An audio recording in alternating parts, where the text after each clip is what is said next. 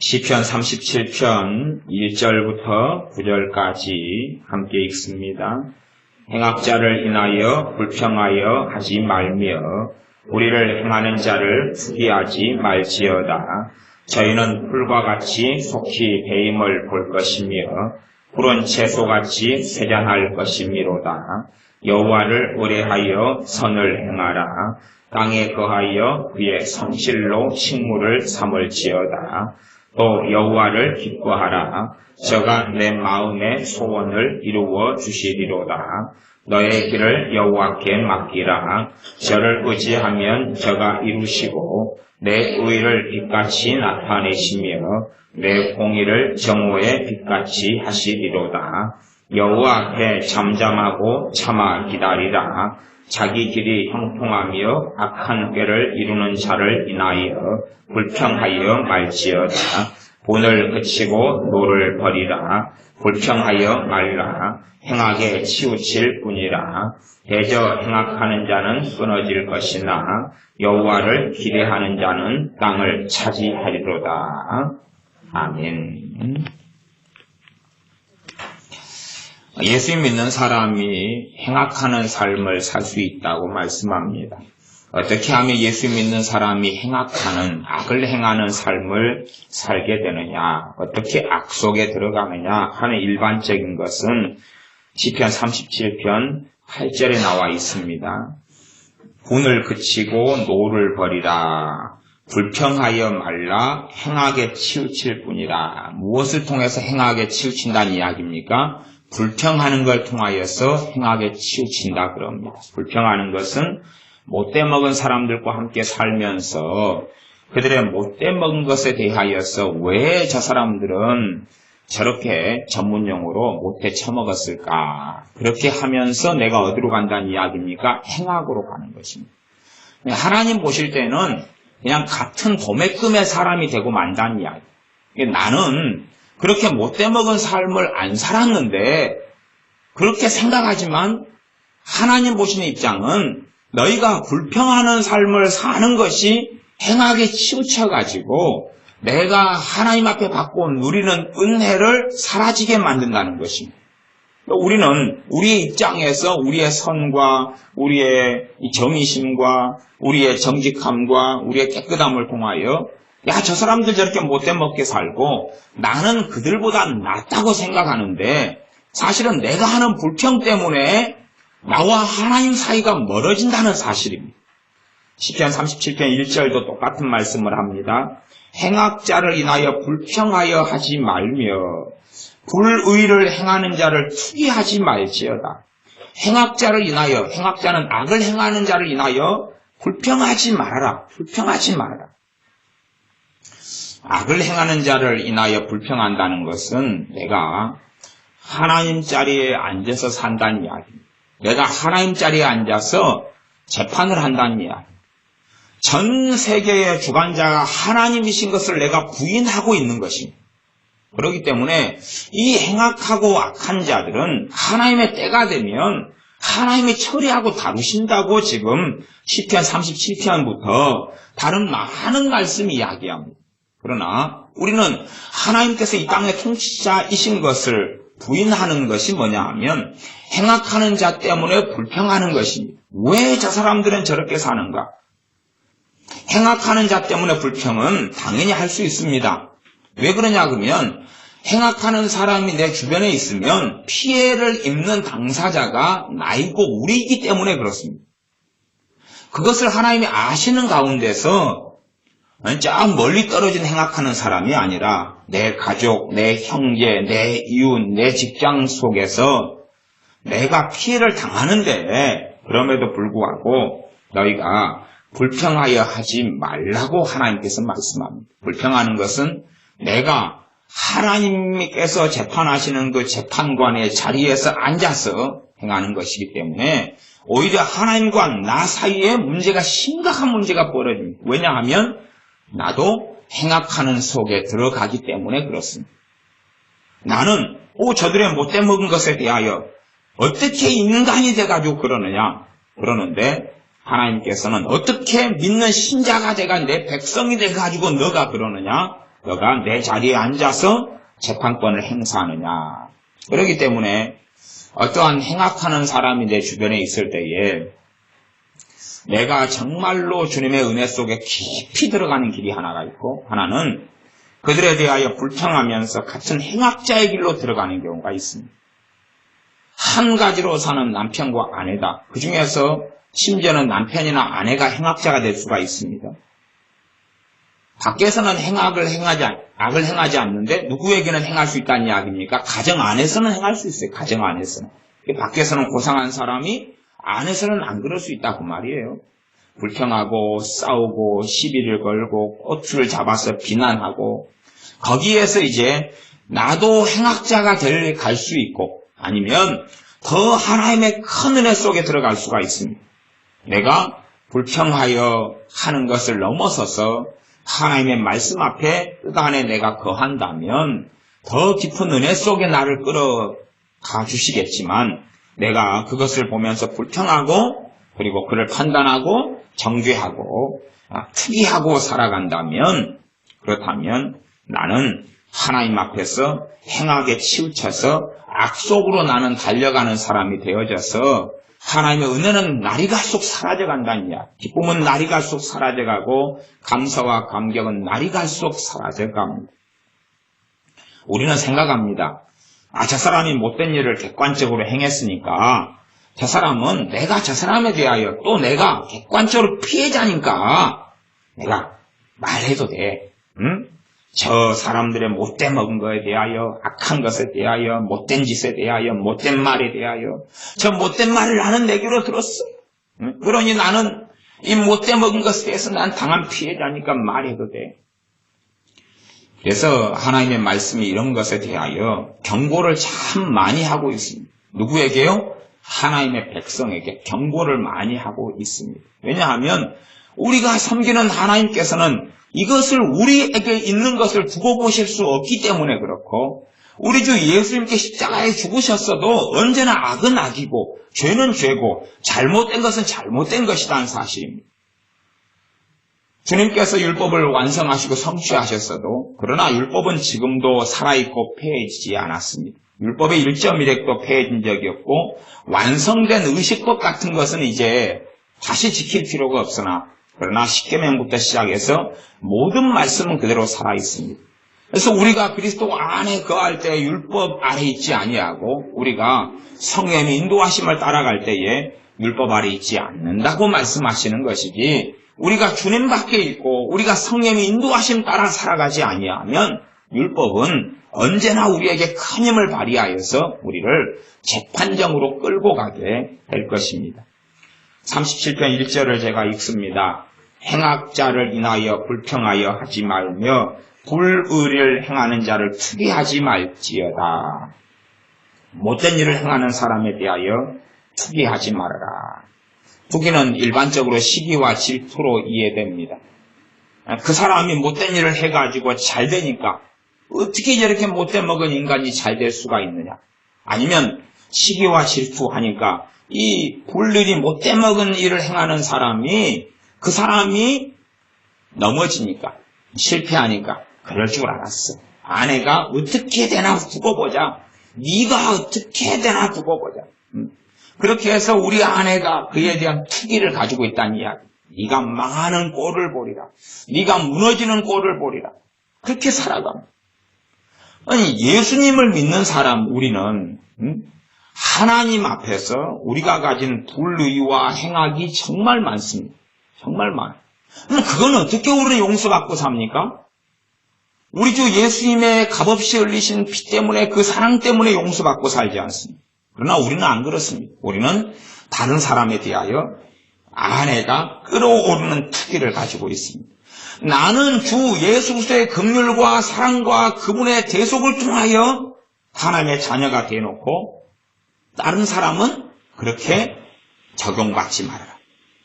나는 예수님 때문에 주님을 믿는 사람은 심판을 받지 아니하나니, 예수님 때문에 심판에서 옮겨졌으면서 다른 사람에 대해서는 이거 못돼 먹은 것 그대로 저주를 받을 거야.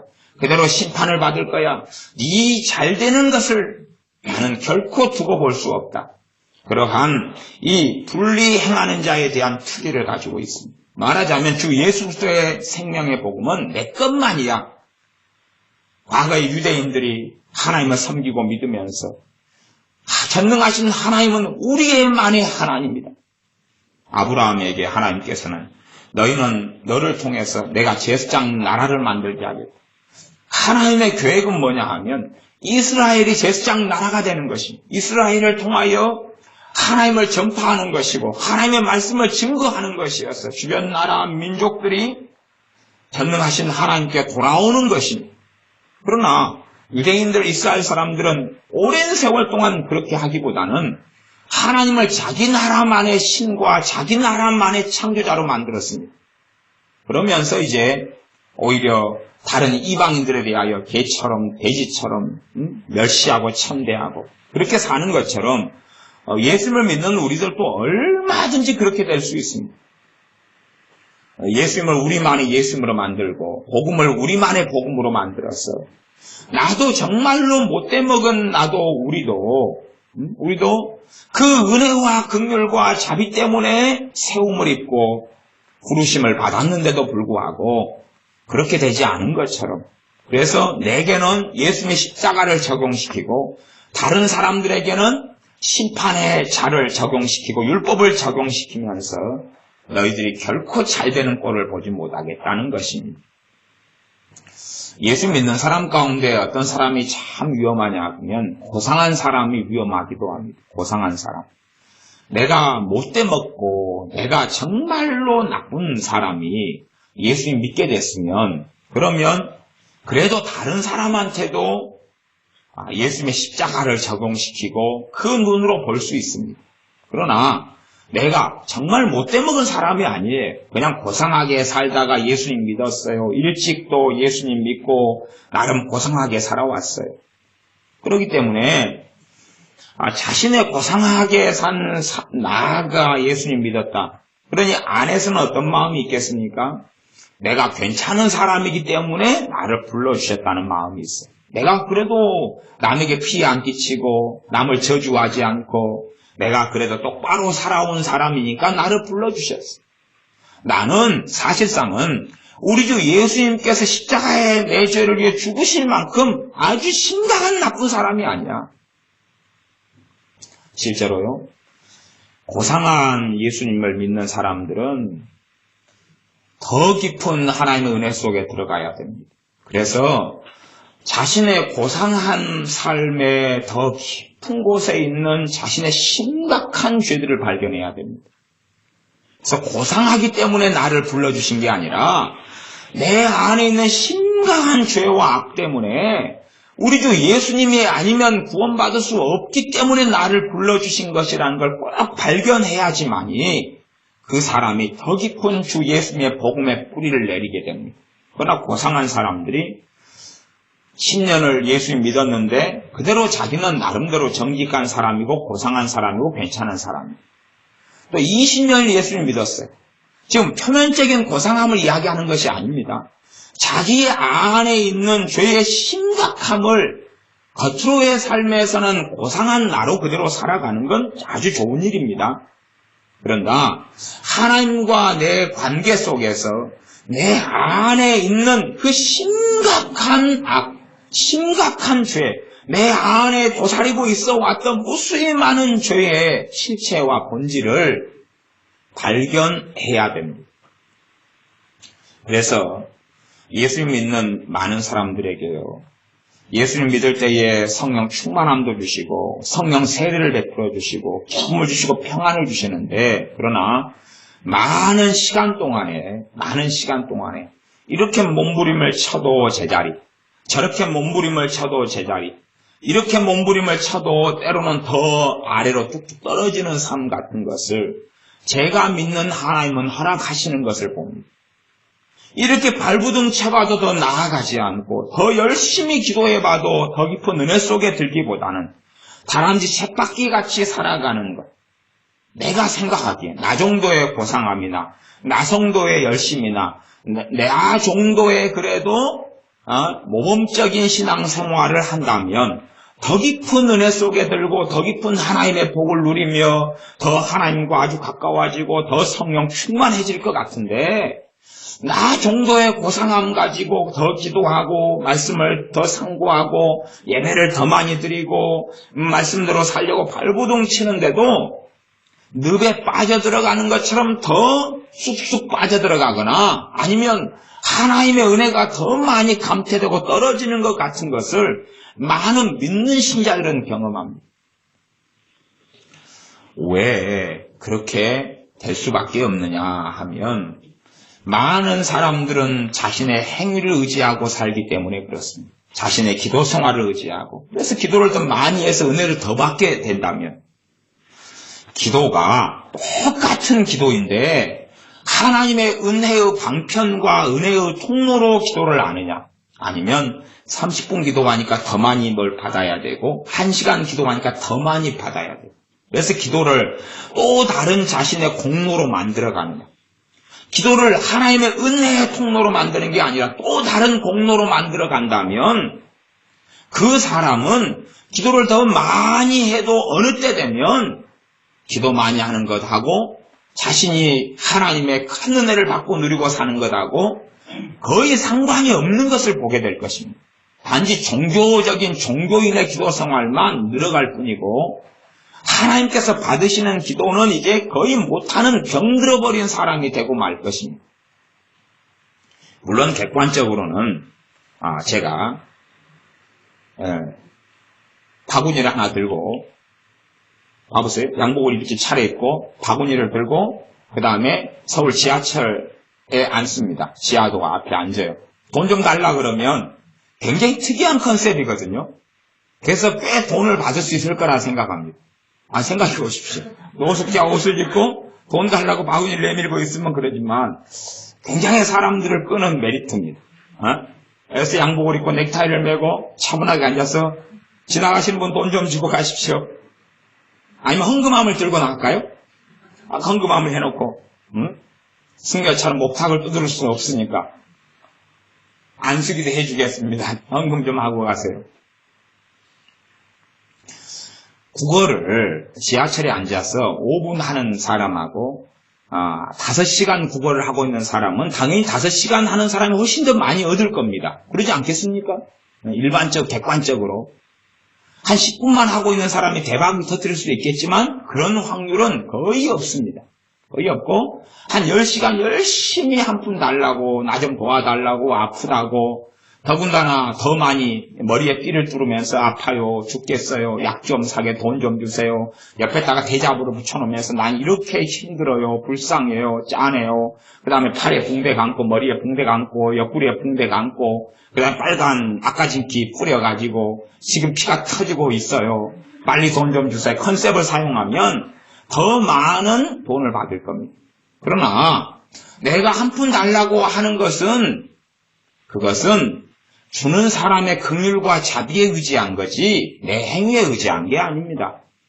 본질적으로 우리가 하는 기도가 많이 할수록 응답을 받으면 좋겠지만 그러나 그것을 또 다른 나의 행위로 가져간다면 기도를 많이 해도 이제는 하나님 주신 응답이 안 되는 것입니다.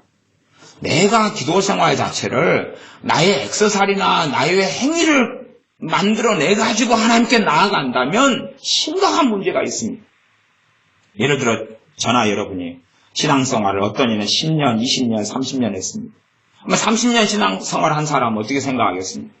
하나님, 내가 30년이나 믿어왔는데요.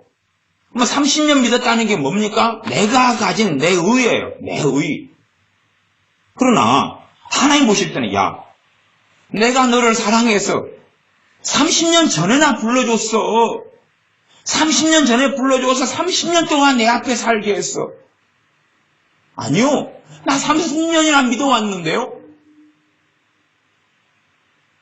아주 관점과 생각이 하나님하고 우리하고 너무 다릅니다. 그래서 내 생각과 너희 생각이 너무 다르다고 하나님께서는 선지자를 통해 말씀하십니다. 아니 하나님 30년이나 믿어왔는데 이런 삶이란 말입니까? 아니 너가 잘못 이해하고 있는 거야. 나는 너를 사랑해서 30년 전에 너를 만나 주었어. 너가 다른 사람들에 비해서 받은 은혜와 긍휼이 얼마나 큰 줄 아느냐? 너는 30년 전에 내 부르심을 받았어. 하나님, 나 어릴 때부터 예배당에 나와서 기도하고요, 헌금 냈는데요. 아니, 나는 너를 사랑해서 믿는 부모 밑에 너가 태어나게 해서 어릴 때부터 예배당에 출입하며 기도할 수 있게 했으며 성경책을 손에 만져보고 글을 읽을 수 있게 내가 너를 불쌍히 여겼고 사랑했어. 아니요, 하나님, 내가 어릴 때부터 믿어왔다니까요. 하나님 고맙지 않습니까? 고마우면 좀 나한테 사례 좀 해보세요. 나 어릴 때부터 믿어왔다니까요. 아니, 그게 아니라니까. 어릴 때부터 내가 너를 사랑해서 불렀다니까. 그래서 안 쫓아내고 지금 내 앞에 있게 했잖아. 아니요, 하나님. 참 말귀를 못 알아먹으십니다. 10년 동안 꾸준히 주일날 예배드렸다니까요. 네가 진짜 말귀를 못 알아먹는다. 10년 동안 내내 예배드릴 마음과 은혜를 줘가지고 내가 계속 불러서 안 쫓아냈잖아. 아이고, 하나님, 그게 아니다니까요. 참 하나님이 벽장오십니다. 왜 대화가 안 통합니까? 10년 동안 내가 잘 믿었으니까 좀 보답을 해주셔요. 보답을. 10년 동안 기도 생활했으니까 좀 보답을 해주세요, 하나님. 아니, 그게 아니다니까. 10년 동안 너가 내게 예배드릴 수 있었다는 것은 내가 너를 지금까지 보존하고 지켜왔다는 이야기다니까. 우리는 내가 신앙생활한 연수가 있으면 이 연수만큼이 하나님께서 나를 불러주신 은혜인 것인데, 그게 아니라 우리는 조금 어려워지면 이 연수를 가지고 하나님, 내가 몇 년 동안 이렇게 믿어왔는데 고작 이것이란 말입니까? 사실은 본질을 드러낸 것입니다. 그게 내 의로움이라는 본질을 드러낸 것입니다. 내 신앙생활이라는 본질, 성경을 내가 맺도겠다는 본질, 얼마나 내가 주일 성수를 했느냐에 그러한 내 의로움, 그것을 가지고 하나님께 나아가요. 내 의로움의 보따리가 많아지면 많아질수록 하나님과 나와는 거리가 멀어집니다. 우리가 가진 의는 내 의가 아니라 우리 주 예수님의 의로우심을 가지고 나아가야 됩니다. 근데 우리는 내 의로움을 가지고 나아가기를 좋아합니다. 그래서 우리의 고상한 삶에서 하나님께서는 겉으로는 고상하지만 하나님과 관계 속에서는 내 겉의 고상함대로 누리지 못하도록 하십니다. 거기에서 때로는 안달복달하게 하시고 그걸 허락하셔요. 거기에서 쓰러지고 넘어지고 탄식하고 울고 서러워하고 생각만큼 하나님의 은혜를 안 주셔요.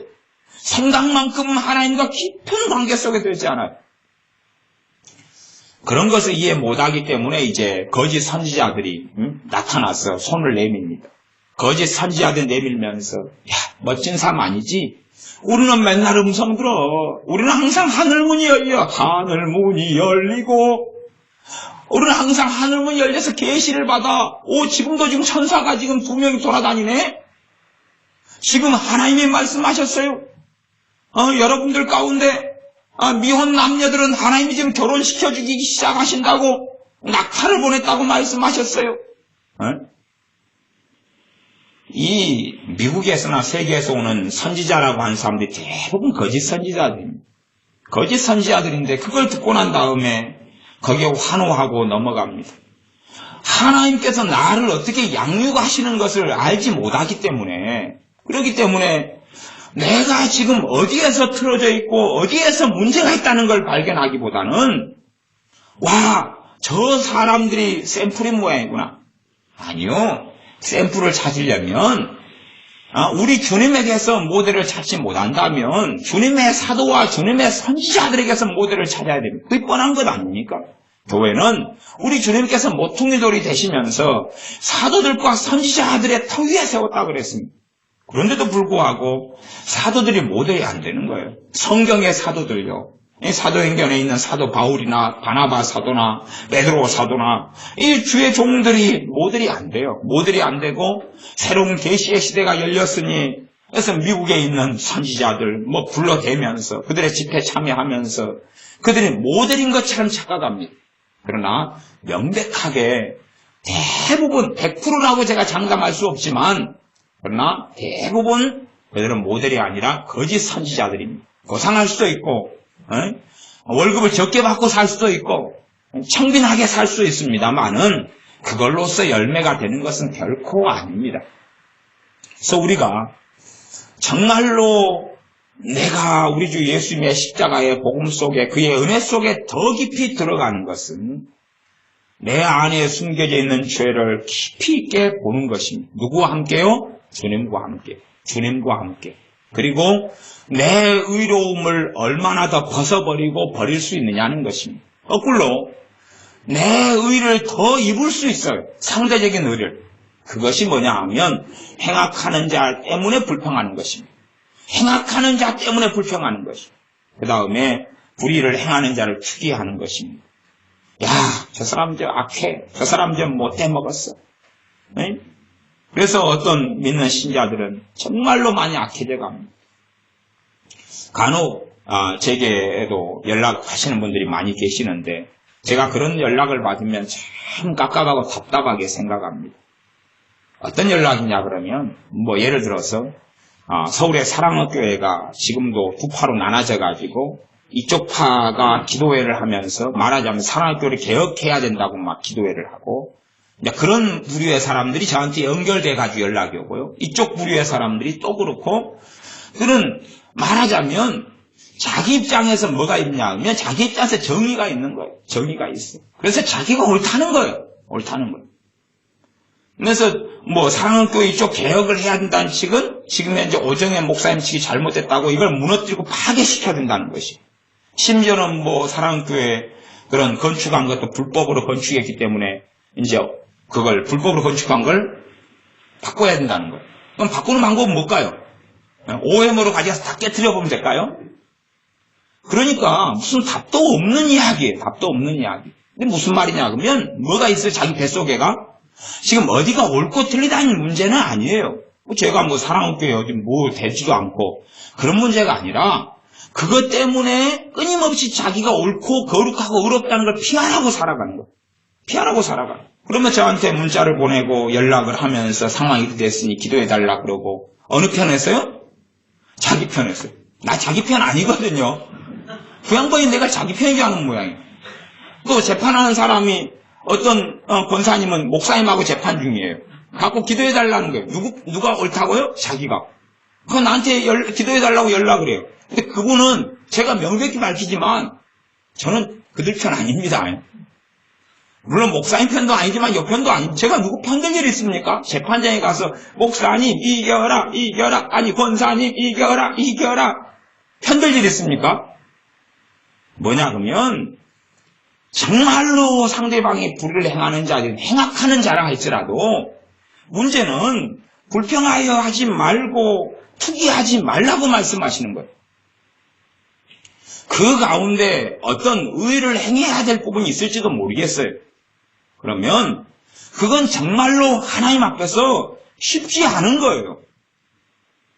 정말로 바르게 공의를 행하는 것은 정말로 어렵습니다.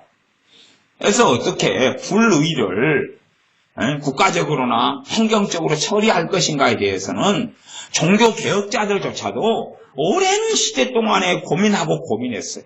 고민하고 고민해서 왜냐하면 어떤 불의가 이 종교개혁 시대나 그 전까지 또 그 이후로 어떤 불의가 많이 있었습니까?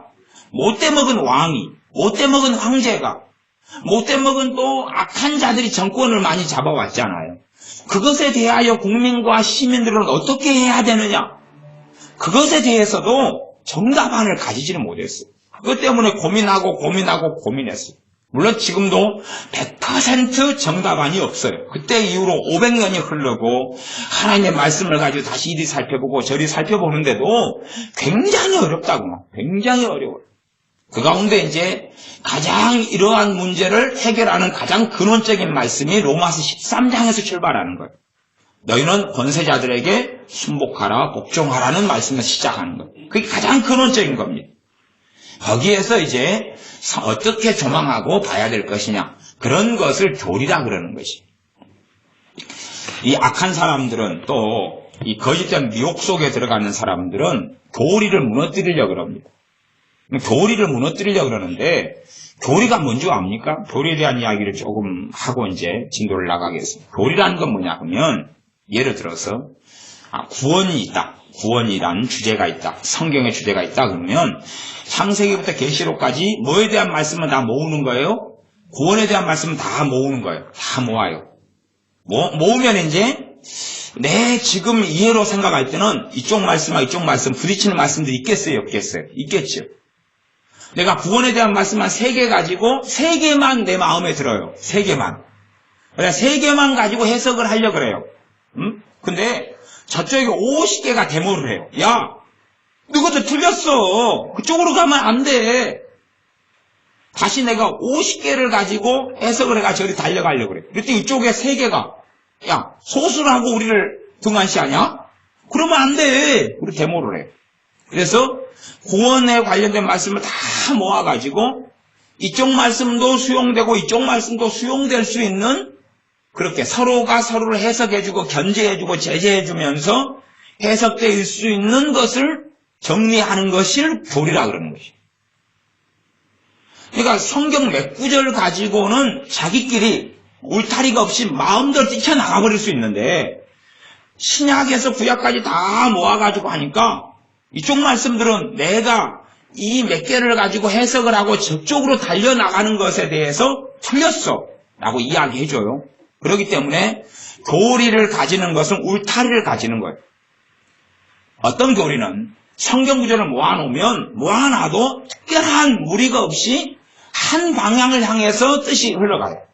그런 게 있고 어떤 교리는 모아놓으면 한 크게 2가지로 나누어지는 학파나 해석이 나누어지는 교리가 있고 어떤 교리는 심지어는 3개까지 나눠질 수 있겠죠.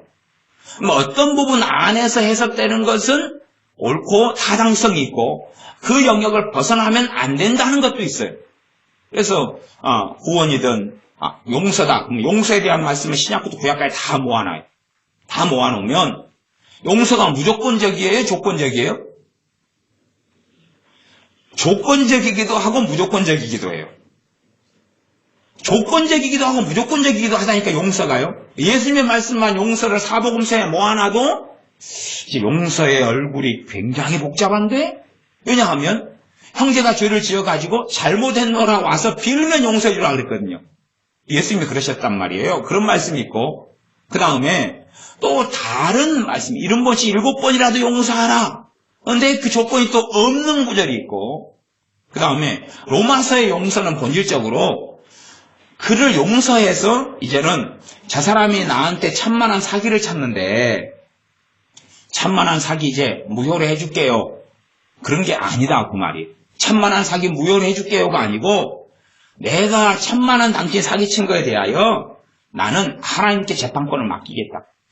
하나님께서 당신을 내게 천만한 사기친 거에 대하여 하나님께서 당신을 처리하실 것이다. 그게 용서라고 로마서 12장은 말씀해요. 이게 용서에 대한 말씀만 모아놔도 이제 얼굴이 드러나기 시작하는 거예요. 근데 사람들은 용서에 대한 한 가지 말씀만 본 다음에 한쪽으로 달려가고 치우치기를 좋아해요. 그래서 교리라는 것이 용서에 대한 말씀이다. 조직신학적으로 용서에 대한 교리가 있다 그런 건 아니지만 실제적으로는 어떤 주제에 대하여 성경을 다 모아놔서 전체를 살펴보는 것을 교리라고 그러는 것이. 그러니 교리를 등한시하고 무시하려는 사람들은 결국은 무엇을 부인하겠다는 이야기입니까? 하나님의 말씀을 부인하겠다는 이야기. 교리가 말씀에서 나오지 어디서 나와요 도대체. 그 다음 교리를 인간 사변으로 이제 만들어내고 해석하는 사람들은 굉장히 위험한 사람들인데 그것은 하나님 말씀에서 나오는 교리 말고 다른 걸 첨가시켰기 때문에 그런 것이. 그런 것은 이제 명백하게 구분될 수 있는 것입니다. 그래서 교리를 부정하고 무시하는 사람들은 결국은 이단 사설이나 미혹이나 잘못된 것을 가지고 나는 몇 가지의 성경 구절을 가지고 마음대로 주장하겠다는 걸 전제로 깔고 있는 거예요. 뱃속에가. 계속 깔고 있어요. 교리를 무시하는 사람들은 사실은 그 뱃속 안에 자기는 지금 교리하고는 다른 것을 주장하고 있다라는 것을 숨기고 있는 거예요. 안에다가. 그러니까 교리를 공격하지요. 교리를 깊이 있게 말씀 전체로 통할한 다음에 깊이 있게 아는 사람은 이쪽 교리에서는 이렇게 2가지로 해석이 되고 이해가 되는데 나는 이쪽을 따른다. 이쪽 교리에서는 이렇게 이해되는데 이것은 당연한 이야기다 하는 걸 알고 있다 그 말이에요. 그러나 교리에 대해서 무지한 사람들은 말씀을 전체를 보지 않았다 그 말이에요. 그것을 나무가 있고 숲이 있으면 숲을 전체를 봐야 돼. 산을 전체를 봐야 되는데 한 면만 보는 것입니다. 여러분들 가운데 그래도 산행이나 등산을 다니신 분들이 계실 거예요. 그러면은 작은 산이라도 얼굴이 다르지 않습니까? 이 산을 앞면에서 올라갈 때하고 옆면에서 올라갈 때 얼굴이 틀려요, 이게. 저는 똑같은 산을 앞에서 올라가고 뒤에서 올라오고 옆에서 올라오고 저쪽 옆에서 올라와도 그래도 산의 전체 모습을 잘 모르겠어요. 위에서 인공위성으로나 위에서 딱 그냥 비행기를 타고 위에서 아래를 좀 봐봐야지 전체 모습을 알겠어요. 그 다음에 옆면도 측면도 하여튼 위에서 보는 거 다 확인해 봐야지 전체 모습을 알겠지. 이 작은 이 구봉산 같은 거 이거 380몇 미터인가 얘만 돼도 전체 모습을 모르겠어요. 얘가 이쪽에서는 이렇고 저쪽에서는 저렇고 좀 알쏭달쏭한 면이 많이 있어요. 하물며 하나님의 말씀에 대해서 한쪽 측면에서 접근한다는 것은 그래서 교리가 아니라 자기만의 교리를 만든다는 것은 이단 사설로 가기가 너무 쉬운 것입니다. 잠깐 동안은 괜찮겠죠. 그러나 시간이 지나가면 심각하고 무서운 오류가 생겨나기 시작합니다. 그래서 여러분들이 꼭 교리를 공격하고 비난하는 사람들, 그런 말을 꺼낸 사람들을 보면 반드시 경계를 하셔야 됩니다. 경계를 꼭 하셔야 돼요. 그 다음에 이제 교리는 바르나 거기에 이제 성립 역사가 있느냐 없느냐가 문제가 되는 것입니다. 생명이 있느냐 없느냐. 생명이 빠져버리면은 교리도 이제 해석 자체가 어그러지는 경향이 만들어지는 게 아주 많습니다. 자, 그래서 이제 다시 본론으로 돌아와서 우리가 행악자나 불의를 행하는 자 때문에 하나님 그 어떻게 하느냐. 거기에서 내 의가 강화돼 갈 수 있어요. 아니면 거기에서 오히려 내 의를 버려버리고 주님의 은혜와 주 예수님께서 내 죄를 위해 십자가에 죽으신 것을 붙잡고 내가 살아갈 수 있어요. 그렇게 살아가면 내가 이제 하나님의 은혜 속에 들어가서 우리의 남은 인생과 삶을 잘 걸어갈 수 있을 것이고, 그러나 행악하는 자, 불의를 행하는 자 하고 그들과 계면하여 만나면서 그러면서 거꾸로 상대적인 의로 야 나쁜 놈, 나는 니보다 나아, 나는 니같이 안 살았어, 못돼 처먹은 놈, 그리고 산다면 뭐 혼잣말을 하든지 산에 가서 나무를 향해서 느티나무를 향해서 저 아랫집 저기 개똥이 못돼 처먹었어 그러든지 간에 할 것 없이 문제는 하나님하고 나하고 다른 길이 된다는 사실. 사람은 자기가 직접적인 어떤 악을 행한 것을 가지고 자기를 어떻게 하려고 그래요. 그러나 하나님께서는 그렇게 안 봅니다. 하나님께서 너희는 같아. 너희는 행악에 치우치고 있어. 그렇게 말씀하고 계십니다. 37편 2절입니다. 저희는 풀과 같이 속히 배임을 볼 것이며 푸른 채소같이 쇠잔할 것이미로다. 이 불의를 행하는 자하고 행악자를 잘 먹고 잘 살게 하는 사람이 누구냐 그러면요, 하나님의 백성입니다. 불의를 행하는 자와 행악자를 잘 먹고 잘 살게 하는 사람이 누구라고요? 하나님의 백성이에요. 왜냐 그러면 하나님의 백성이 불의를 행하는 자와 행악자를 판단하고 비난하고 저주하면서 같은 꾸러미가 되어버려요. 같은 꾸러미. 그러면 이 불의를 행하는 자를 하나님이 치려면 누구도 쳐야 됩니까? 이제 이 하나님의 자녀도 쳐야 돼. 그게 하나님의 공의거든요. 그러니까 하나님 놔둘 수밖에 없어요. 놔두지만은 그 사람은 내 옆에 있어서 내 가시가 되는 거예요. 하나님 보실 때 같아져 버리는 거예요. 같아져 버려요. 그러니까 그 사람은 나보다 장수해버려요. 나는 병원에 가고 저 사람은 병도 안 들어요. 왜? 하나님이 치실 수가 없는 거예요. 정말로 내가 바르게 하나님 앞에 했다 그러면 내게 가시가 되는 불의를 행하는 사람이 없어지는 거예요. 없어지는 방법이 두 개겠죠. 하나는 회개하고 돌아오는 것이죠. 하나는 나하고 결별되는 것이거나 결별되는 방법 가운데 하나는 이제 죽는 거겠죠. 그것이 37편 2절입니다. 저희는 풀과 같이 속히 배인다는 거죠. 배인다. 내가 어떻게 할 때요? 행악하는 사람과 불의를 행하는 사람에 대하여 하나님 앞에 바르게 서 있을 때는 이런 말씀이 일어나는 거예요. 그러니까 사람들은 하나님을 거짓말쟁이로 만듭니다. 하나님, 저희는 풀과 같이 속히 배임을 볼 것이라면서요. 근데 왜 30년 동안 저렇게 잘 먹고 잘 살아요? 내가 하나님께 바르게 행하지 않아서 나하고 그들하고 같기 때문에 그래요. 같다는 이야기는 알 수 있어요. 나는 성령 충만하지 않아요. 나는 주님의 기쁨이 없어요. 나는 주님의 평안이 없어요. 내 기도는 응답되지 않아요. 내 기도는 열매 맺지 않아요. 뻔하지 않습니까? 내가 하나님의 자녀면, 또한 내가 주님 앞에 잘 서 있으면 내 기도는 열매를 맺어갑니다. 모든 기도가 다 신속하게 응답되지는 않겠지만, 그러나 올해 이루어진 걸 보고 찬양하고 또 내년에 이루어진 어떤 내용에 대하여 찬양하고 감사하게 됩니다. 근데 우리가 이 행악하는 자를 인한 불평이나 불의를 행하는 자를 대한 투기를 내가 가지고 있으면, 그러면 기도 응답이 없어지기 시작해요. 또 기도를 해도 무의미해지기 시작합니다. 안 할 수도 없고 해봐야 응답도 없고 에이 모르겠다. 그래서 제고 편한 기도가 방언 기도죠. 에이 그냥 방언만 열심히 하자. 방언 열심히 모르겠다 에라 모르겠다. 아니 믿음 가운데 방언으로 열심히 하는 사람은 알아요. 그냥 영으로 방언으로 기도를 열심히 했지만 그 기도에 응답하고 계시다는 것을 누리고 경험하고 있어요. 그런데 우리 가운데 그런 생각이 든다면 자기를 의심해 봐야 됩니다. 방언으로 기도하든 우리말로 기도하든 기도하다가 한 번씩 내가 이렇게 기도한다고 뭔 일이 있어? 아이고 뭐 하고 있는지 모르겠다. 이런 생각이 드시는 분들은 그분은 그런 분들이에요.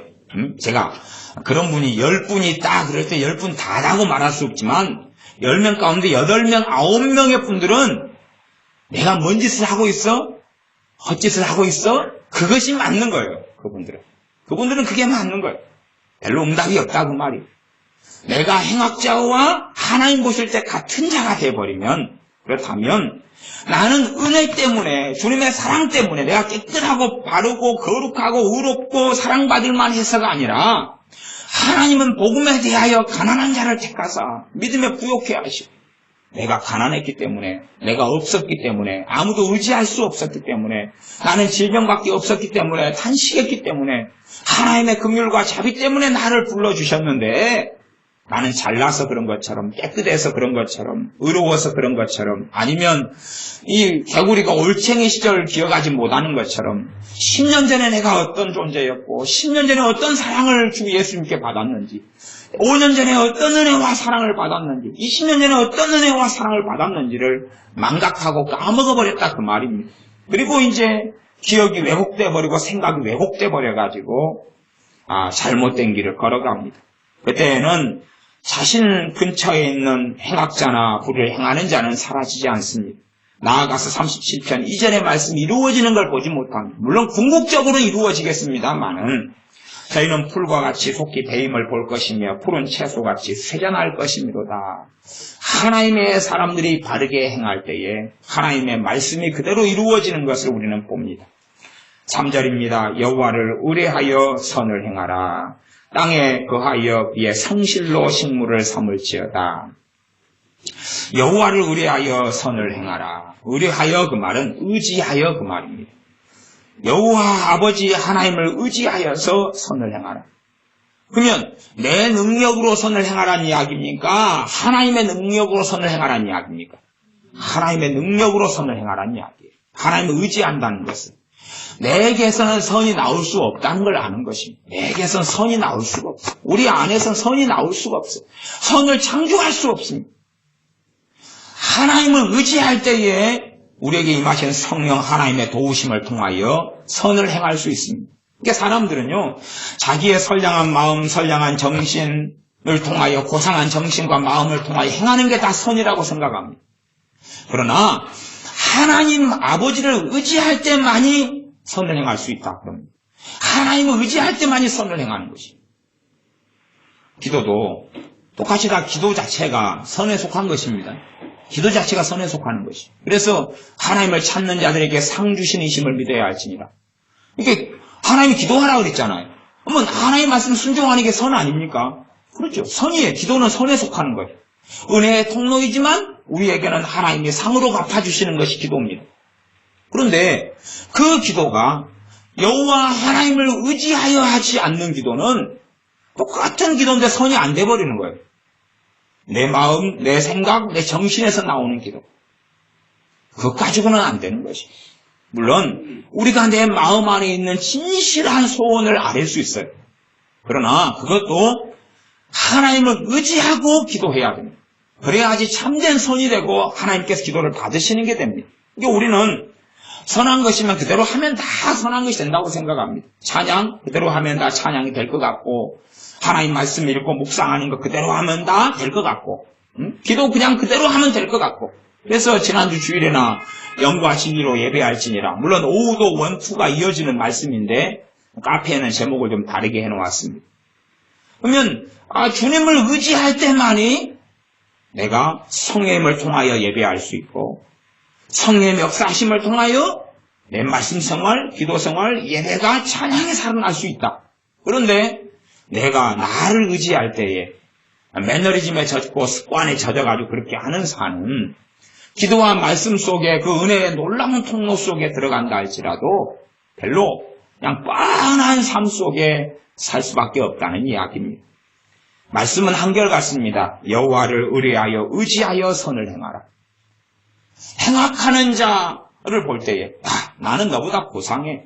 그러나 하나님을 의지하지 않고 행하는 것은 고상한 게 아니라 같은 길입니다. 같은 길이지 우리의 눈에 보기에 세상의 법률적으로 볼 때는 전혀 다른 길처럼 보이지만, 그러나 하나님 눈에는 같은 길이에요. 그게 넓은 길이고 세상 사람들이 걸어가는 길입니다.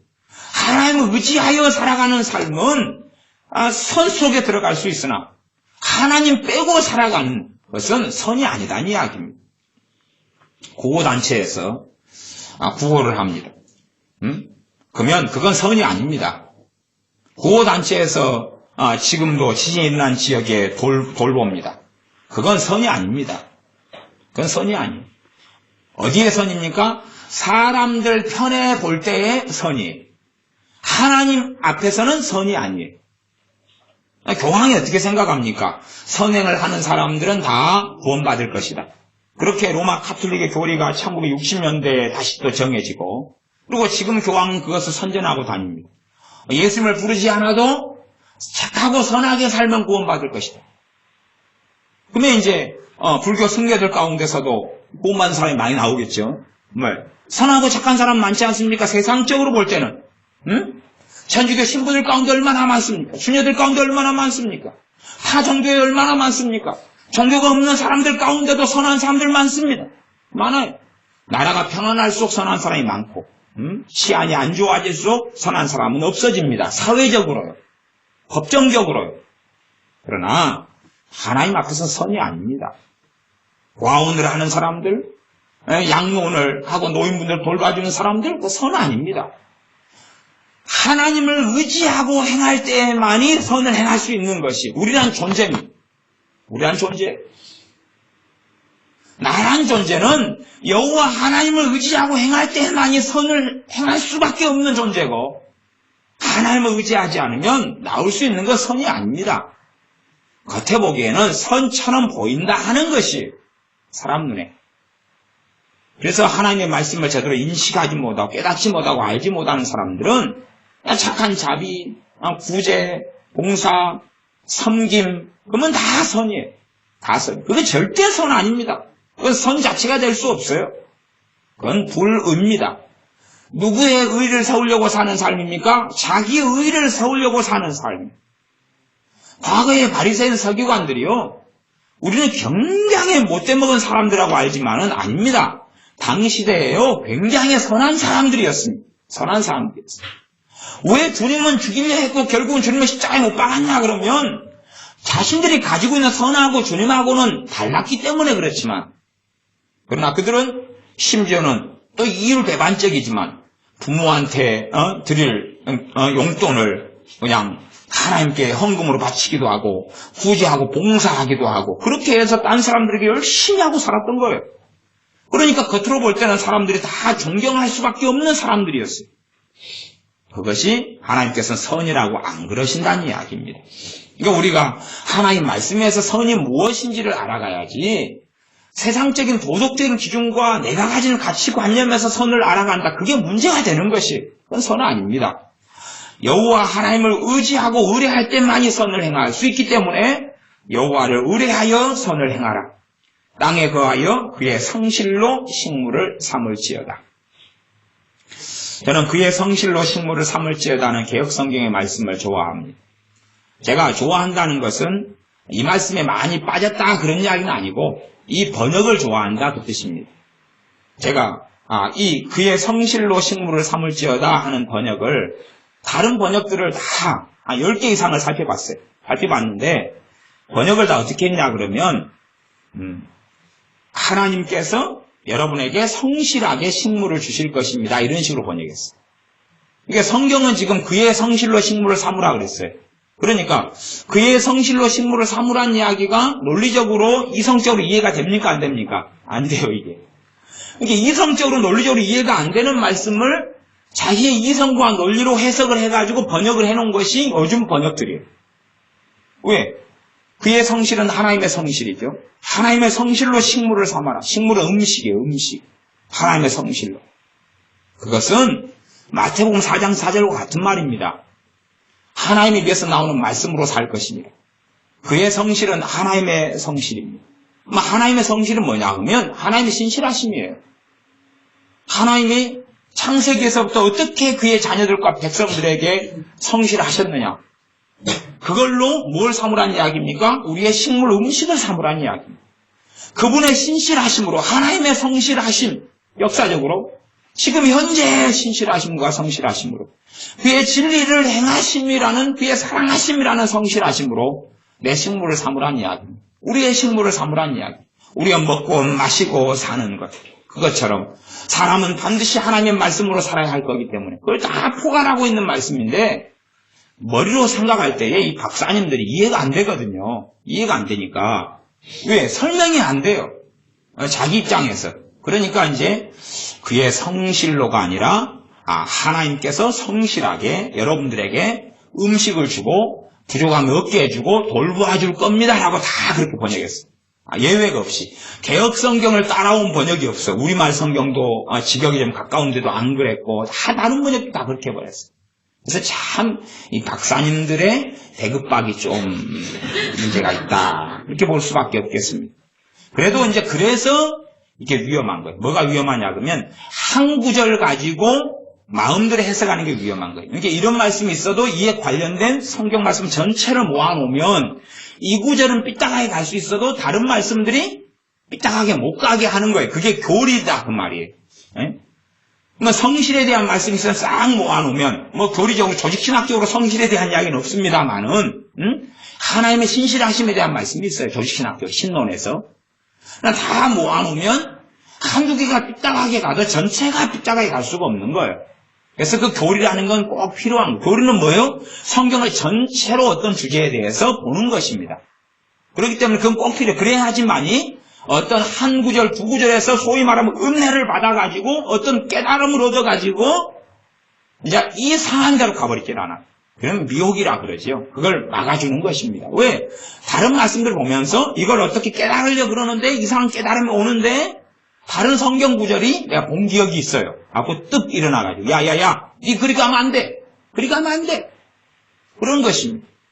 그러니까 교리가 정확하게 이건 이거다라고 알지 못해도 어떤 주제에 대한 성경의 전체적인 말씀들이 내 마음속에 있어야 돼.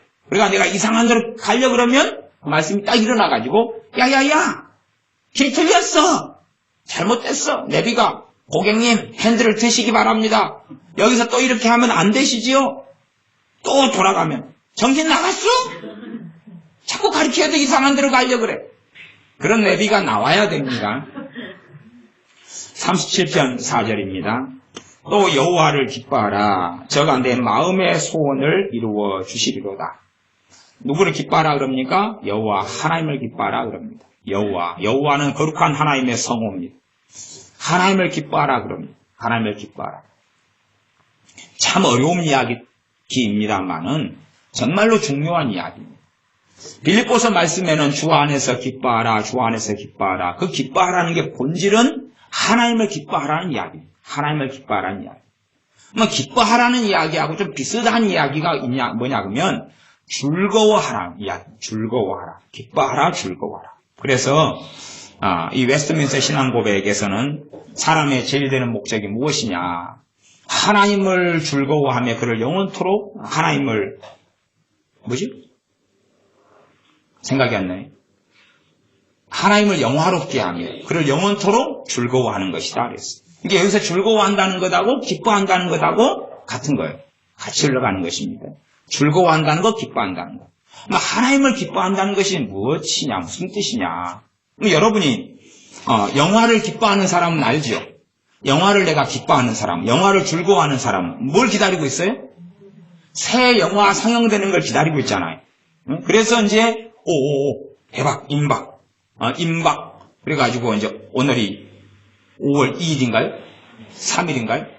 5월 3일이면 5월 5일 개봉 박두. 그러면 그것을 기뻐하니까 막 기다리고 있는 거예요. 기다리고 있어요. 그래가지고 그날 이제 오늘 저녁에 표크로 났어. 야, 좋아, 룰랄라. 그리고 가요. 그게 영화를 기뻐하는 사람이죠. 그렇죠? 영화를 기뻐해요. 연속곡을 기뻐해요. 어느 연속곡을 5회까지 봤는데 너무 기가 막히게 재밌는 거예요. 6화를 기다려요. 월화 드라마요. 와, 빨리 주일 지나야 되는데. 내일 저녁 9시 반. 와, 빨리 돌아와야 되는데. 어찌 됐을까? 그때, 주인공이 지금 조연한테 뺨 맞았는데 지금, 뺨 맞은 다음에, 조연이 고개를 확 주인공이 돌리면서 눈에서 번개불이 팍 나오면서 딱 때리봐가지고 주먹이 올라갔는데, 그 다음에 때려버렸을까 말았을까? 흥미진진해 죽겠다. 그건 연속곡을 기뻐하는 사람, 즐거워하는 사람. 근데 하나님께서는 하나님을 기뻐하고 즐거워하라고 말씀합니다. 사실은 우리 안에서 하나님을 즐거워하지는 않습니다. 하나님을 즐거워하라고, 하나님을 기뻐하라고 명령합니다. 하나님을 즐거워하라고 명령합니다. 하나님을 즐거워하라고 명령합니다. 이렇게 드라마를 좋아하는 사람은 드라마를 즐거워하는 거죠. 하나님을 즐거워한다는 것 안에가 야고보서 말씀으로 하면 하나님을 가까이 하라. 하나님을 가까이 하라는 것. 하나님은 위험한 분이 아니에요. 하나님은 무서운 분이 아니에요. 하나님을 두려워하라는 것은 그분을 경외하라는 것이지 하나님을 무서워하라는 이야기가 아니에요. 그래서 하나님에 대한 명령, 하나님을 사랑하라, 하나님을 믿으라, 하나님을 두려워하라, 하나님을 기뻐하라, 하나님을 즐거워하라, 하나님을 영화롭게 하라. 막 여러 가지 명령들이 있잖아요. 이걸 다 모아놔야지. 그런 교리는 없습니다만은, 이게 사람들은 좀, 그냥 쓸모없는 교리도 많이 만드는 경향이 있어요. 근데, 하나님에 대해서 그렇게 말하면 이제 제가 교리를 이야기하게 된 것입니다. 필요한 교리를. 하나님에 대한 말씀들이 많이 있어요. 그걸 모아놔야지, 어떤 사람이 하나님을 두려워하라 그럴 때, 하나님 무서워하라고 해석을 했어요. 그러면 하나님을 즐거워하라는 말씀, 기뻐하라는 말씀하고 부딪혀버리죠. 너 그거 아니야. 그게 아니야. 하나님을 즐거워하라. 하나님을 무서워하면서 나 무서운 게 너무 좋아. 그 사람들이 보는 것이 공포영화입니다. 그 사람들이 보는 게 전설의 고향인 거죠. 너무 무서워. 화장실 가기 괜히 무서워. 또 보고 싶어, 전설의 고향. 저는 그래서 어릴 때 전설의 고향 그렇게 봤습니다. 이불을 먼저 썼어요. 이불을 쓴 다음에 하얀 소복 입은 여자가 무덤을 파고 있어요. 이불을 썼어요. 써가지고 삐까맣게 내다보면서 뭔가가 짠 나타날 때 고개를 팍 그냥 덮었어요. 그 다음 장면이 지나갔어요. 살벌한 그래서 꼭 여름 되면 무서운 거래요. 그걸 또 보기를 좋아했어요. 한번.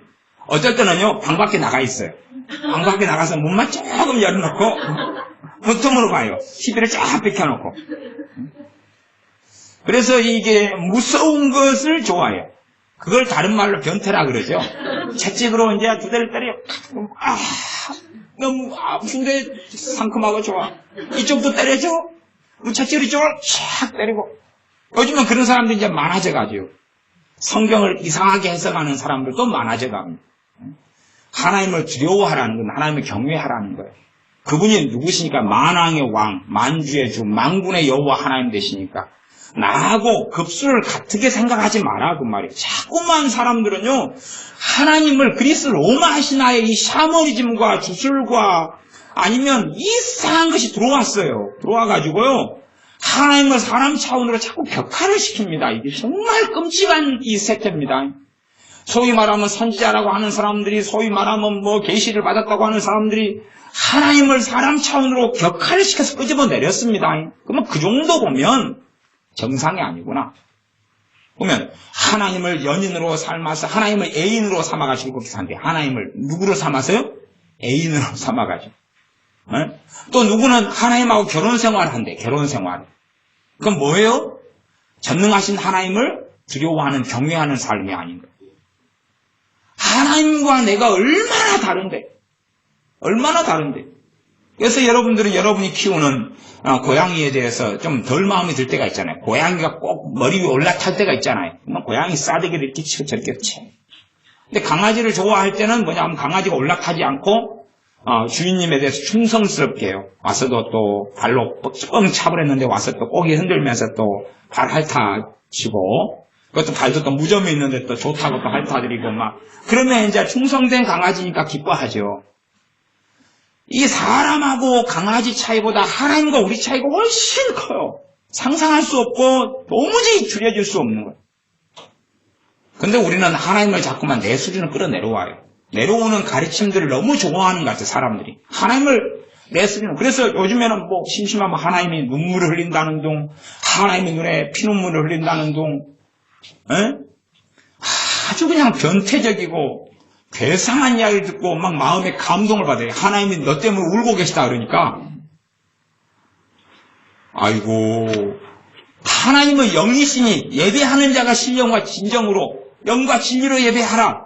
하나님이 우리처럼 눈물을, 하나님의 눈물 그래가지고 하고. 아이고, 그건 그리스 로마 신화를 그래서 보지 말아줬잖아요, 그걸. 이 제우스가 그냥 타락해가지고 집 마누라 낳아두고 또 딴 여자하고 결혼해가지고 애 낳아가지고 그 애를 숨겨주고 헤라가 시기 질투해가지고 그냥 특별히 해가지고 하고, 아들신을 낳았는데 아들신이 또 태양신 아폴로고 그래가지고 어쩌고 저쩌고 하고, 그래가지고 예수님도 그렇게 이해하고 하나님도 그렇게 이해하면서 사람의 이해는 그거밖에 안 되는 거예요. 왜? 신을 자기 수준으로 맞춰놔야 돼요. 그러니까 옥황상제 있으면 옥황상제 어떻게 해요? 걔도 막 나중에 손오공한테 터지고, 손오공한테 울분을 느껴가지고, 그러니까 신선들도 복숭아 뺏긴 다음에 그냥 손오공 또 하면 가만 안 거 그러고 막 난리가 나죠, 서로 간에. 하나님을 그런 식으로 하는 것은 하나님을 두려워하는 것, 경외하는 게 아니에요. 그게 아니다는 이야기입니다. 그래서 그런 가운데서 이제 하나님을 기뻐하라, 하나님을 즐거워하라고 이야기해요. 하나님을 즐거워하라. 하나님은 우리 편이십니다. 그 아들 예수님의 이름으로 하나님께 나아갈 때 하나님은 우리 편이십니다. 내 의로움과 내 깨끗함으로 나아갈 때 하나님은 우리 편이 아니십니다. 내가 참으로 많은 죄악을 가지고 있어도 우리 주 예수님의 이름으로 나아갈 때 우리 주 예수님의 피가 하나님의 어린 양 되시며 내 주님 되신 그분께서 나 위에 십자가에서 피 흘리고 죽으셨던 그 흘리신 피가 우리를 깨끗하게 합니다. 예수님을 의지하고 나아갈 때에 하나님은 내 편입니다. 그러나 내 의로움과 내 고상함을 의지하고 나아갈 때에는 하나님을 기뻐할 수 없습니다. 그러니까 우리가 하나님을 기뻐하고 하나님을 즐거워할 수 없다는 것은 내 의로움으로 하나님께 나아가고 있지 않은가를 꼭 살펴야 돼요. 그러나 우리 주님을 의지하여 나아갈 때는 하나님을 즐거워할 수 있습니다. 그게 우리의 능력과 힘이 됩니다. 하나님을 즐거워하는 게 우리의 힘이 됩니다. 하나님을 즐거워하는 게. 하나님을 즐거워하는 것. 뭐 제 어머니가 안 계시니까 그런 이야기를 합니다만은 어느 때부터 어머니가 변하셔가지고 이 5월 8일 날 꽃을 달아드리면 별로 안 기뻐하세요. 현찰로 달라고. 현찰로 달라고. 그렇게 제 어머니께서 현찰을 기뻐하시는, 현찰을 즐거워하시고. 또 어느 때부터 여자들이 아줌마로 변해가는 증상이 있어요. 아줌마로 변해가는 첫 번째 증상은 뭐냐면 꽃다발을 싫어해요. 현찰을 좋아해요. 결혼기념일 때 꽃다발 주면 성질 나가지고 떼기를 차버려요. 돈을 줘야지. 뭐야? 그때부터는 이제 여자에서 아줌마로 이제 변해가는 과도기 속에 들어가 계시는 거예요. 그러나 계속 꽃다발을 받을 때 좋아하고 감사하는 사람은 여자예요. 그러니까 여자로 대우하시면 돼요. 그러나 이제 아줌마는 여자하고 남자의 혼합물이에요. 아직 제가 학계에 논문을 발표하지 않았습니다. 그러나 꽃다발을 계속 좋아하고 감사할 수 있고 순수함을 가지고 있을 때는 그대 이름은 여자로다. 여자를 대우하시고 꽃다발을 주는데 이게 아이고 이씨.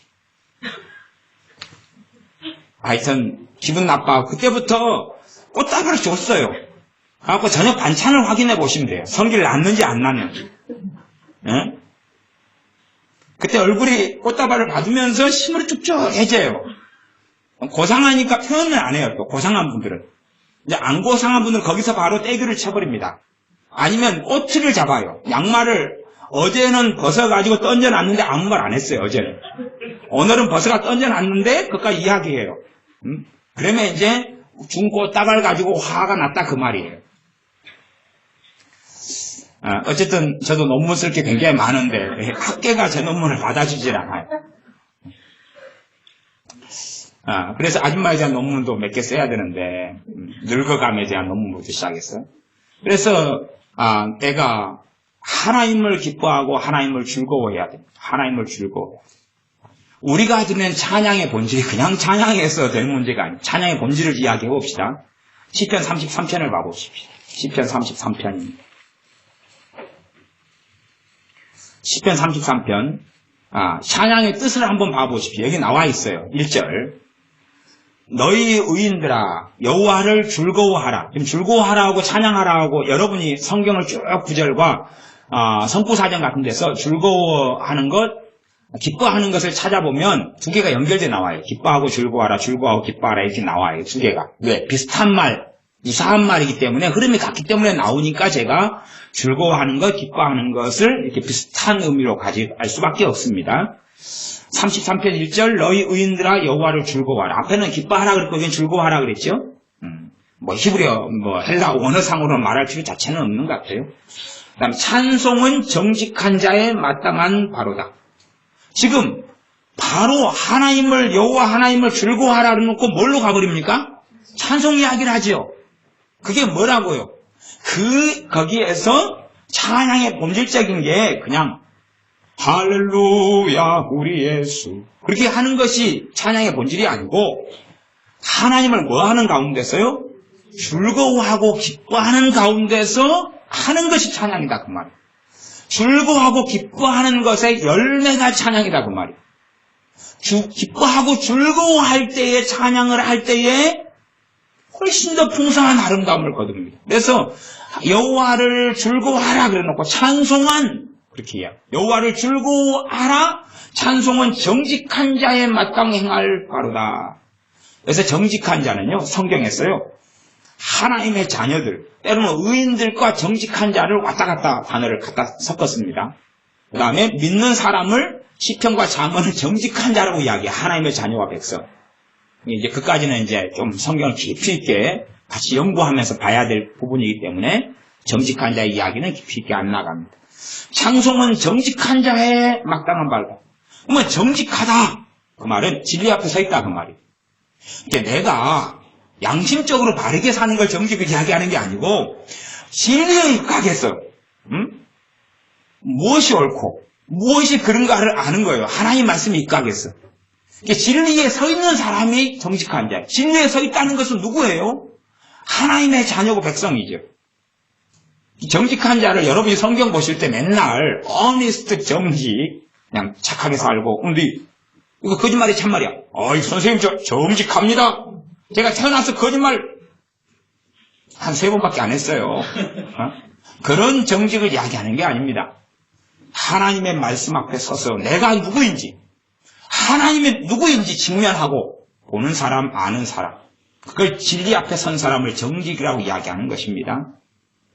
이야기 꼭 안 하고 지나가려고 그랬는데 많이 궁금해하실까 봐 다시 정직이라는 이야기까지를 조금 이야기해 드렸습니다.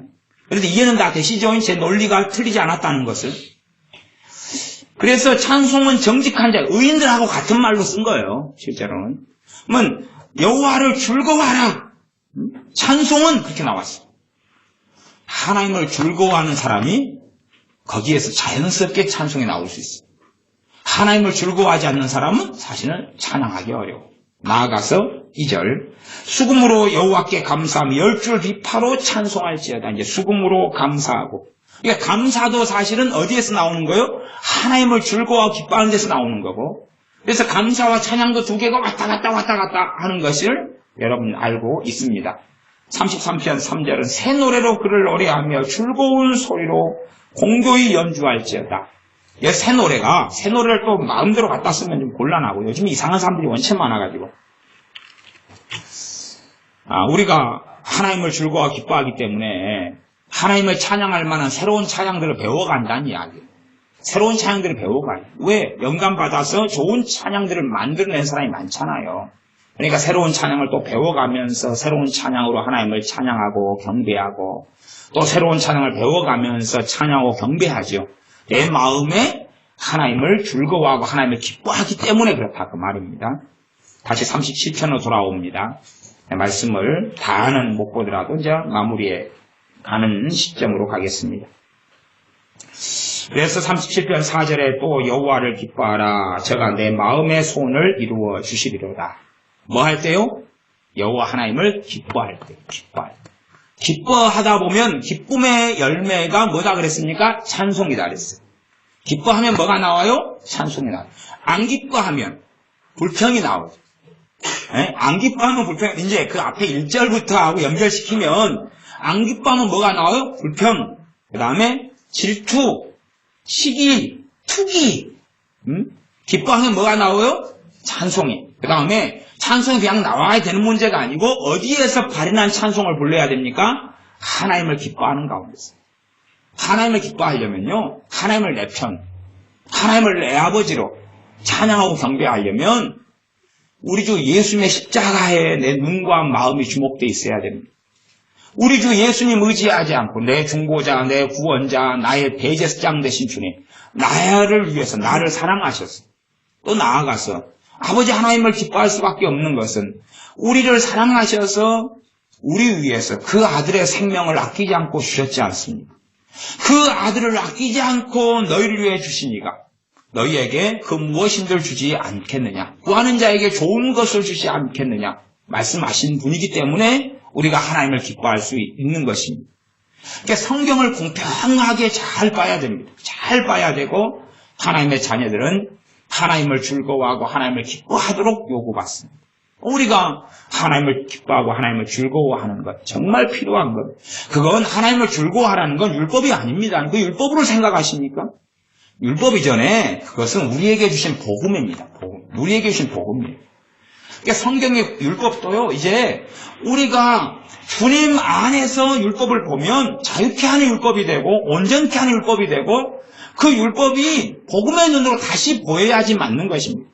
그전에는 무조건 감사하라. 그럼 예, 감사할게요. 감사 그랬다가 주님 안에서 서게 되면 이 감사하라는 어떤 율법이 시편에도 있으니까 율법이라고 치고 그 율법이 사실은 정말로 감사하는 걸 통하여 복되신 주님을 어떻게 내가 누리고 살고 하나님의 그 놀라운 사랑을 어떻게 누리고 사는 복음이 되는가를 발견해야지만이 우리가 이제 정말 말씀을 더 깊이 알아가는 사람들이다 그렇게 말할 수 있습니다.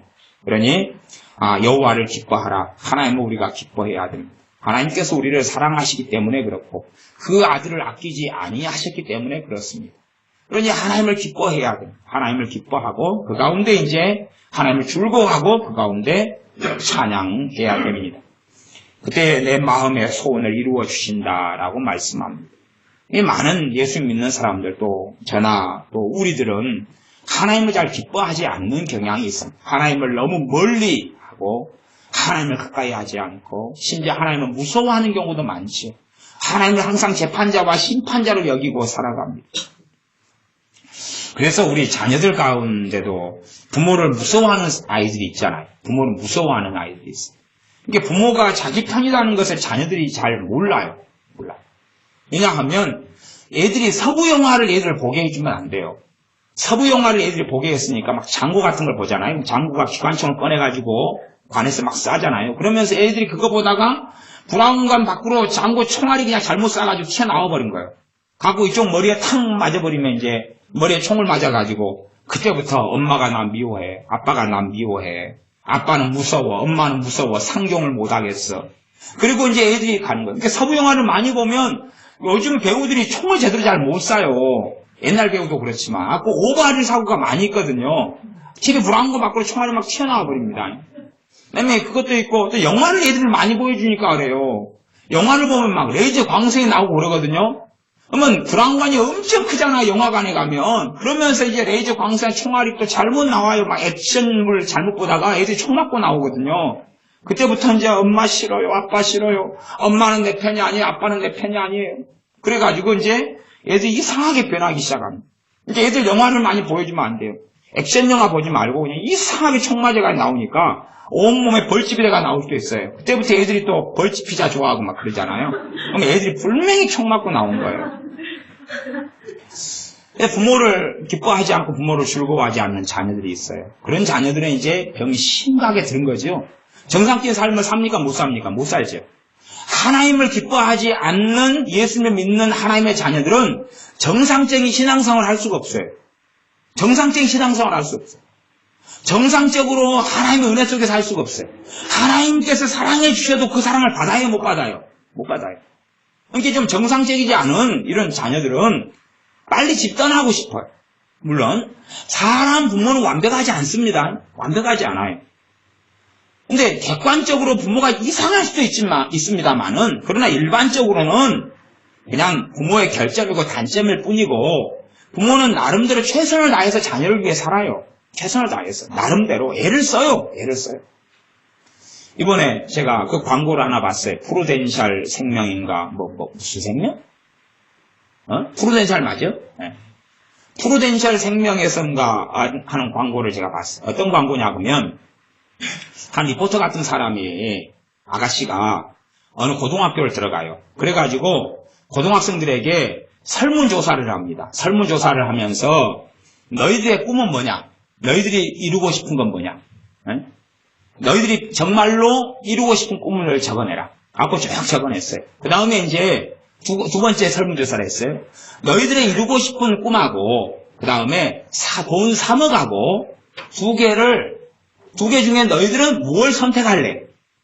애들이 인터뷰를 하니까 남자애들, 여자애들, 걔네들이 인터뷰를 저는 당연히 돈은 나중에 벌면 되는데 이루고 싶은 꿈은 바꿀 수 없는 거니까 이루고 싶은 꿈을 나는 선택할 것이다. 돈 3억은 나중에 벌면 되니까 그렇게 해서 다 했어요.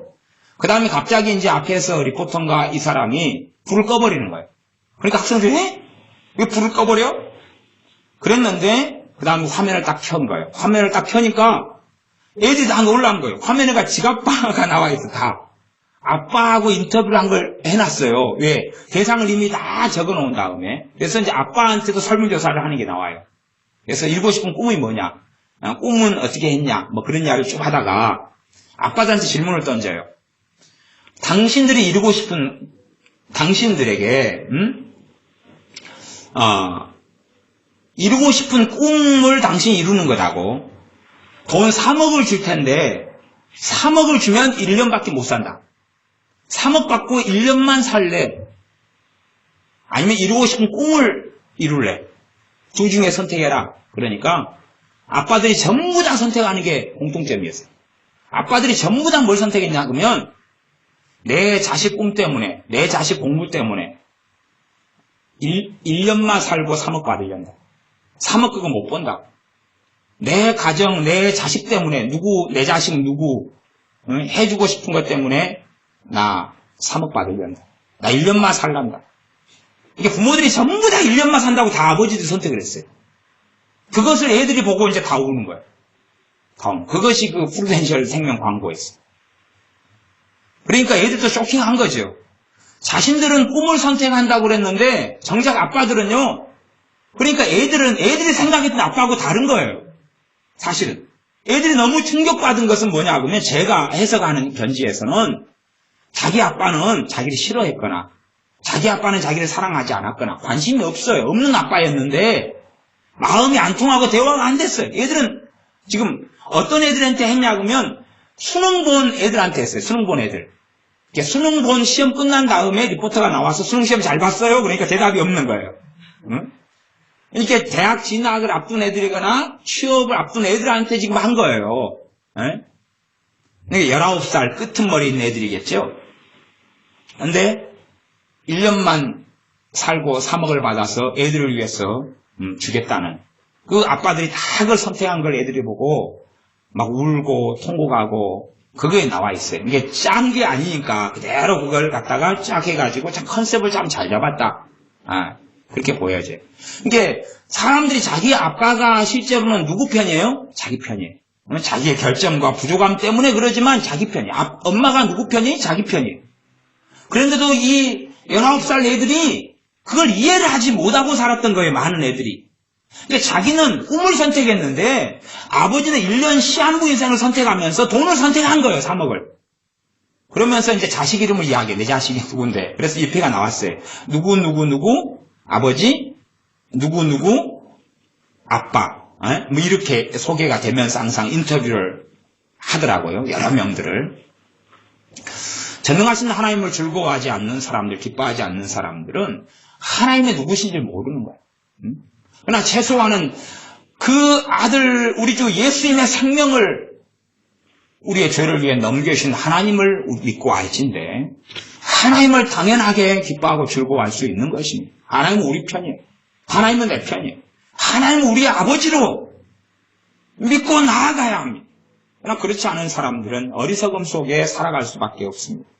어리석은 아이들처럼 갈수록 우리의 자녀들은 어리석어지는 것 같아요. 그래서 가정을 빨리 떠나려고 그러고 독립하려고 그러고 자기의 자유를 만끽하려고 그래요.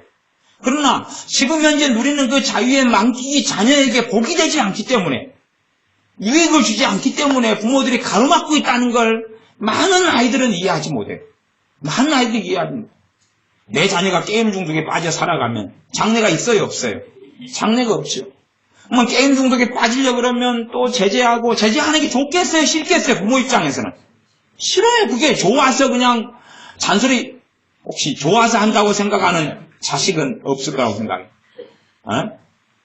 잔소리 좋아서 하지 않아. 잔소리 할 때마다 잔소리 하면서 짜증납니까? 감사가 막 솟아납니까?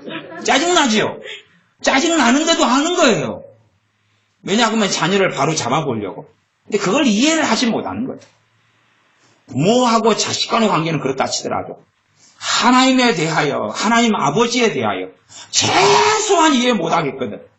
우리 같은 죄인, 나 같은 죄인을 사랑하셔서 그 아들의 십자가에서 죽게 하신 아버지 하나님, 죽게 하신 만군의 여호와 하나님께서 우리의 아버지시며 우리를 불러주셨으며 그 피로, 그 아들의 피로 우리를 깨끗하게 하시기를 원하시고 기뻐하신다는 사실을, 그래서 돈 없는 자도 와서 포도주 마셔서 사라고 외치시는 하나님이시라는 사실을 알고 하나님을 기뻐하고 즐거워하는 우리가 되시기를 바랍니다.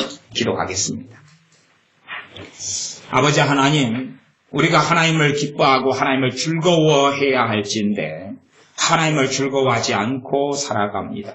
하나님을 무서워하며 하나님을 멀리하며 하나님을 마음에서부터 가까이 하지 아니하고 성경이나 율법은 좋아하고 어떤 계명은 쫓아가고 추구해 갈 수 있지만 전능하신 아버지 하나님은 마음에서부터 기뻐하지 않습니다. 그러나 전능하신 하나님을 기뻐하는 것이 우리의 능력이고 힘이며 하나님을 즐거워하는 것이 우리의 힘이 되는 줄을 우리가 믿고 아옵나니 전능하신 하나님을 기뻐하며 즐거워하는 가운데 하나님 아버지의 은혜와 사랑을 주 예수 그리스도의 십자가의 복음 속에 누려지는 말할 수 없는 사랑들을 누리게 하여 주시옵소서. 하나님을 기뻐하고 즐거워함으로 우리의 마음이 새로워지게 하시며 우리의 삶과 인생이 새로워지게 하시며 우리의 소원을 이루어 주시는 아버지 하나님을 만나고 누리며 찬양하며 경배하게 하여 주시옵소서. 예수님의 이름으로 기도하옵나이다. 아멘.